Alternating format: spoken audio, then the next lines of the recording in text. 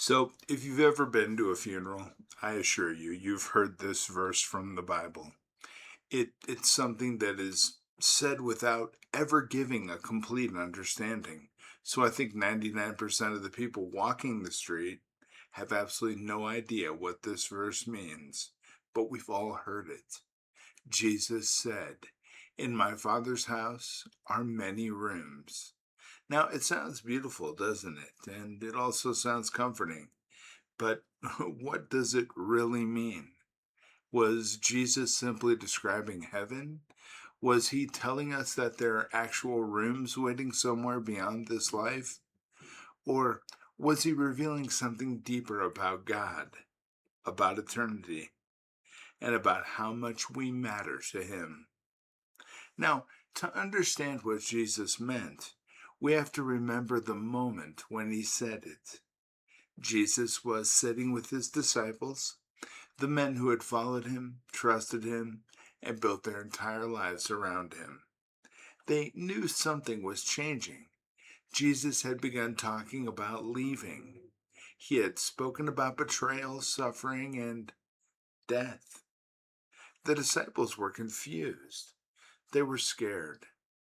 They had left behind their homes, their careers, and their lives they once knew because they believed Jesus was the one. Now, he was telling them that he was going away. Can you imagine what that must have felt like? Well, maybe you can. Maybe you know what it feels like when your life suddenly changes and you do not know what's coming next. You lose someone, a relationship ends, a doctor gives you news you did not expect, you lose your job, your family changes. The future you thought you had disappears, and all you can do is sit there wondering, what am I supposed to do now? And that was the kind of moment Jesus was speaking into. He did not begin by giving the disciples a complicated explanation. He said, "Do not let your hearts be troubled." In other words, I know you're afraid, but you don't have to face this fear alone. Then he said, "Believe in God. Believe also in me." And after that, he gave them the promise, "In my Father's house are many rooms. If it were not so, I would have told you that I go to prepare a place for you." Now, Jesus was not giving them a tour of heaven. He was giving them peace. He was telling them, "You're not being abandoned. I am not leaving because I have forgotten you. I am going ahead of you, and I'm preparing a place for you." Now, there's something deeply personal in those words, isn't there? Jesus didn't say, "I'm preparing a place for humanity in general." He said, "I'm preparing a place for you." And that means God does not only see crowds, he sees people. He sees you, and you know what? He knows your name. He knows your story. He knows the things you are proud of and the things you wish you could erase. He knows the nights when you could not sleep. He knows the prayers you could barely get out. He knows the mistakes that you have made, and he knows how many times you have felt like you did not belong. And Jesus says, there is a place for you. Now, that may be difficult to believe because many people have spent their lives feeling as if they did not have a place anywhere. And maybe you grew up feeling unwanted. Maybe you were the person who always felt like an outsider. Maybe you walked into rooms and immediately felt like everyone else belonged more than you did. I want to tell you something. As an adopted child, I unfortunately grew up in a circumstance where I always felt like I didn't belong. I didn't look or believe or feel like any of the people around me as I was growing up. Maybe somebody rejected you as well. And maybe people have made you feel as if you were too damaged or too different or too old or too poor, too broken or too far gone. And I'm going to tell you something. That's a bunch of crap. But sometimes, after enough rejection, we unfortunately begin to believe that God must feel the same way about us too. I felt that way. We think, why would God want me? Nobody else does. And Jesus answered that question. He said, in my Father's house are many rooms, and there is room for you. Not because you have lived a perfect life, and not because you have always made the right choices, not because you earned your way through the door. There is room because Jesus makes room, and that's the lesson. You see, Christian faith is not about trying to convince God to love you. It's about realizing that He already does. We do not obey Jesus so He will finally accept us. We follow Jesus because through Him, we have already been invited home. And that does not mean that our choices don't matter. Don't get me wrong, because they do. But faith changes us. And grace, well, that changes us too. And when we truly understand what Jesus has done, we do not want to keep living exactly as we lived before. We begin to turn away from things that are destroying us. We begin to forgive. We begin to love differently. We begin to become more patient, more honest, and more compassionate. And I'm going to tell you right now, it's whether you want it to happen or not. Your life just changes. I can't even explain it to you. You look at my life a year ago, 2 years ago, 3 years ago, what you're going to see is a constant progression toward better.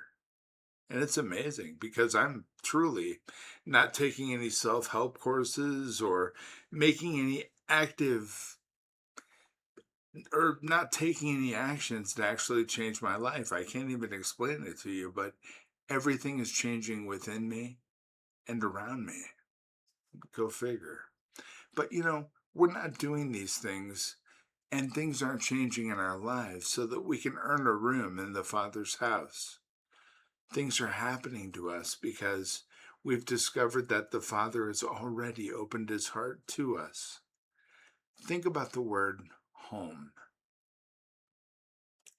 A home is more than a building. A home is a place where you are known. It's a place where you can finally stop pretending. It's a place where you're always welcome, not because of what you can produce, but because you belong there. You know what? You belong here too. My goodness. Some houses are large and beautiful, but they don't feel like home. I've lived in those houses before. Other houses are small, crowded, or maybe imperfect, but the moment you walk through the door, you feel safe. You ever walked into somebody else's home like that, where when you walk in the door, they invite you to sit down and you just feel comfortable? Well, it's because home is not mainly about the walls. Home is about who is there. And when Jesus spoke about His Father's house, He was promising more than a destination. He was promising His presence. He was saying, one day you'll be here with me. And that's what makes heaven heaven, isn't it? It's not the streets of gold. It's not the beauty. It's not the mystery of what eternity will look like. Heaven is a home because Jesus is there. And Jesus did not stop by saying that He was preparing a place. He said, I will come again and take you to myself. I just love that, because He did not say, I will send someone to find you. And He didn't say, I will leave you a map and I hope you make it there, or If you do all these religious obstacles and rituals, well, then maybe if you're in a book. He said, I will come for you. And that tells us something about Jesus. He does not love us from a distance or through rituals. He comes close. You see, he already entered our world. He walked our roads. He experienced hunger, exhaustion, rejection, pain, betrayal, and grief. And he understands what it means to hurt. He understands what it means to lose someone. He understands what it means to weep. And then he went to the cross. He carried our sin. He took the weight we could not carry. He died, and then he rose again. The resurrection is the reason we can believe his promise. If Jesus had remained in the tomb, then many rooms would only be comforting words. But he did not remain there. He walked out. Death could not hold him. And that means death will not have the final word over those who belong to him. You belong to him. And I know that grief is real, and missing someone is real too. But there's nothing weak or faithless about crying when someone you love dies. Jesus cried at the tomb of his friend Lazarus, even though he knew resurrection was coming. Faith does not mean we stop hurting. Faith means we know that pain is not the end. You see, Jesus said there are many rooms because this life is not the whole story. There is more. There is a home beyond this temporary world. There is a place where sickness does not follow us. There is a place where age does not weaken us. There is a place where regret no longer haunts us. There's a place where death cannot enter, and the door to that place is not opened by our perfection or by lighting candles or by following a bunch of religious rules and saying the right words. It's already open, and it's opened by Jesus. You know, a few verses later in the text, Thomas asked Jesus how they could know the way, and Jesus answered, I am the way, the truth, and the life. He did not say, I will show you a way. He said, I am the way. And Jesus is not merely a teacher who points toward home. He's the one who brings us home. That also teaches us something about how we should treat each other while we are still here. You see, if the Father's house has many rooms, then the Father's family is larger than we sometimes imagine. There will be people from every nation, every culture, and every kind of background gathered around Jesus. People who look different, people who speak different languages, people whose lives began in very different places, but all of them will be there because of the same grace. That means Christians should be people who make room. We should make room for the lonely. We should make room for the person everyone else ignores. We should make room for the person who is still struggling.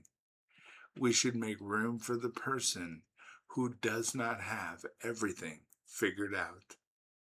We should remember that we did not save ourselves. We were welcomed by mercy. And people who know they have been welcomed by mercy should become better at welcoming others. Maybe today your heart is troubled. Maybe you are worried about what comes next.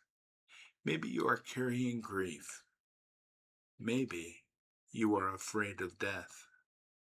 Maybe you feel as if your life has been one long search for somewhere to belong.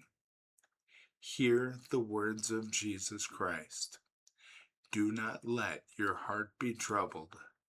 Now, he's not saying that your pain is imaginary. He's saying that your pain does not have to control your future. You're not forgotten. You're not invisible. You are not an afterthought in the heart of God. Jesus did not go to the cross casually. He went because he wanted to bring you home. So when you hear the words, "In my Father's house are many rooms," do not only picture a building in the clouds. Picture a Father waiting. Picture a Savior preparing a place. Picture a door opened by grace.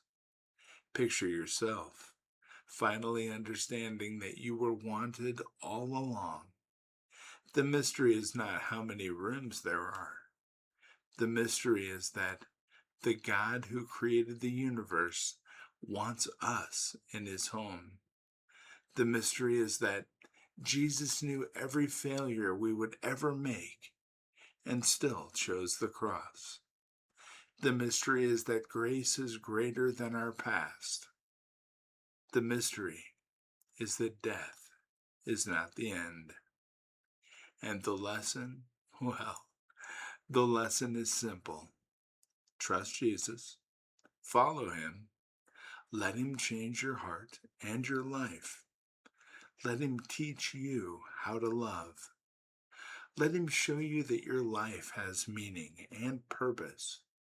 And when fear tells you that you are alone, remember his promise. There is a place for you. There is room for you. And through Jesus Christ, the road home is already open. My name is Douglas Vandergraph, and I believe in Jesus Christ.